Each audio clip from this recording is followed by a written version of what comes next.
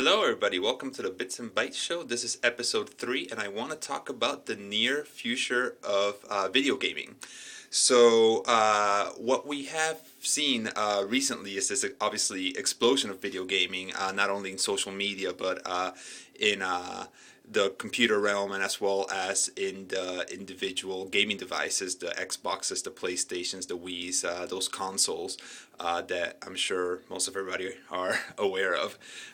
And I want to talk about actually just components generically on all gaming, but most specifically really to those consoles. And I think in the future we need to have, or there's really going to be a focus on this notion of always being connected. So everyone's going to want to integrate this social aspects to this game, not only social networking, but also have websites that go along with game to kind of foster this sense of community where people can go into message boards and talk about the game or plan different activities in a game, things like that. Also, we are talking about the ability to play online and offline. I think that's going to be key because oftentimes when you want to play an online game, and for some reason you don't have internet, or even in developing countries or places where having a broadband internet connection or a steady internet connection is not very commonplace, those are a barrier of entry to the type of markets and individuals that these video game companies are really wanting to get at. And lastly, you want this ability to get the most bang for your buck. You want infinite replay values, what I'm calling this. The ability to never really finish the game. Yeah, there are goals and missions and ways to get that satisfaction of accomplishment, but the game is going to really be something that you can play on indefinitely, and I'll get to that in just a second. First, I want to talk about MMORPGs. So this is massively multiplayer online role-playing games, and they're very popular. I mean, the biggest one now is probably WoW, but EverQuest and a bunch of others are out there as well. And these games are great for social. Obviously, they really started pioneering this whole notion of playing online, being always connected, having this website and this community built around the video game, and doing certain quests and aspects and cooperatively playing with each other, as well as what we call PvP, player versus player interaction, where people kind of fight each other, for lack of a better term, different players from different areas. It's never-ending gameplay. Again, WoW never ends. You keep on getting an endless supply of missions and endless supplies of goals you have to achieve, items you have to find, princesses you have to save, what have you. And that goes into that infinite replay value I was talking about earlier. The thing here is that you need a broadband internet expansion to play with this game. So you can't play WoW or any of these MMORPGs without having a very good internet connection. And you also obviously can't enjoy the game fully without co-op help. So that's another big thing that specifically WoW and a lot of these MMORPGs have that could be problematic for a lot of people. If you can't sit down and bog down for 4 or 5 hours to recruit other players to help you complete a certain mission, it really limits the amount of enjoyability you get from that game. There's only so much you can do to get by doing what's called solo questing, or just playing by yourself without the help of other players. Then the next section of games, I call them, I guess traditional games is the best way to put it. These are the games that most of us grew up with, the Super Marios, the Zeldas, the Gears of War, what have you. And the main crux of these games are to finish what's called the single player story mode. So you finish that mode and you're complete, and you basically move on, go on to the other games. I know recently, specifically, there's been more games adding a lot of cooperatively or online playability for these titles, but for the most part they're really just the single player content that you grab from these games, and you move on and buy another game, or start doing something else.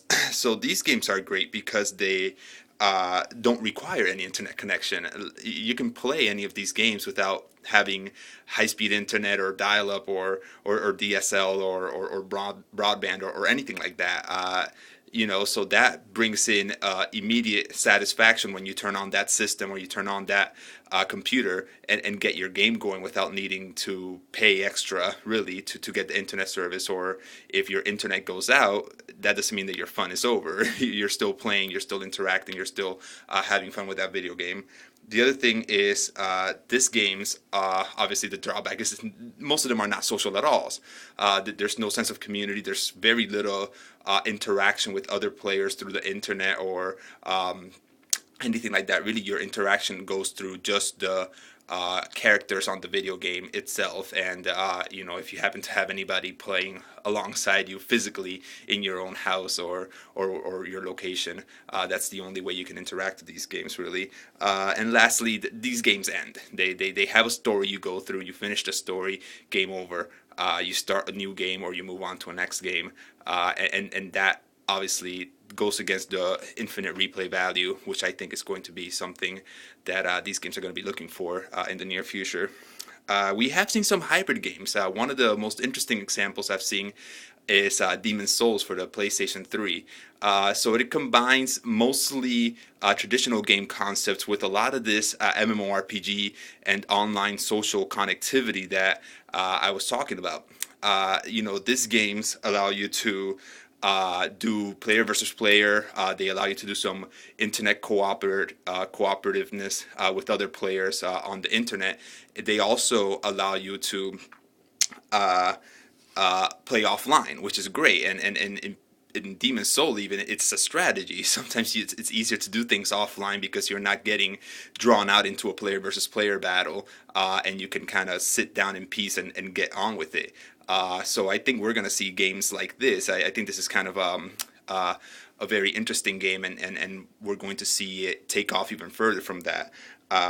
Obviously, this game has an end, so the replay value there isn't there. But I think in the future, we're going to see games with the co-op and PvP added, and that's going to be standard. So no one's going to want to play these games without the online portion of it, where you can do multiplayer easily. The other thing is you're going to want to get these games to have offline mode available, and I think that's going to be big for market breach. You want to get those new customers that don't have internet or can't afford it or can't have it because of geographical or social barriers, in other countries, things like that. And the way they're going to continue the replay value on these games is through what's called the DLC, which is downloadable content. So they're going to push out different missions, different quests, different storylines for the same game dynamically through the internet, where people can download them for free, hopefully. But I'm sure their game developers are really going to charge for these. And we've seen games do this a lot. That's not a new concept. I just think it's going to become more popular. Get my notes here.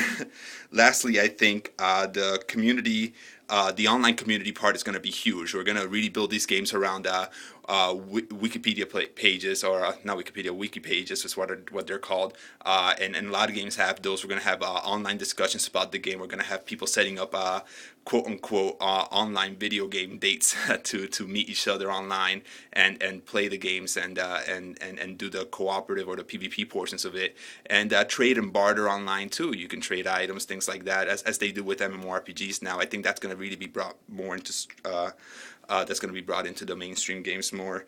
And then finally, social network interactivity, which we see mostly with games from mobile devices like your Android and your iPhones.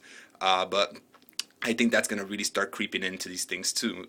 You're going to be able to post your accomplishments, your status on a certain mission, anything along those lines into your Twitter feed or into your Facebook page, the news feed there, and that's really going to drive the social aspect of this even more, because your friends are going to see that you're playing the game, that you're enjoying the game, and they're going to be more apt to join you or buy the game themselves. We see Farmville and all of that, how those games have really thrived through that model. So that's, I think, the near future of video games. I think we can expect to see this in the next year or two, and if not sooner, with the games that are coming out.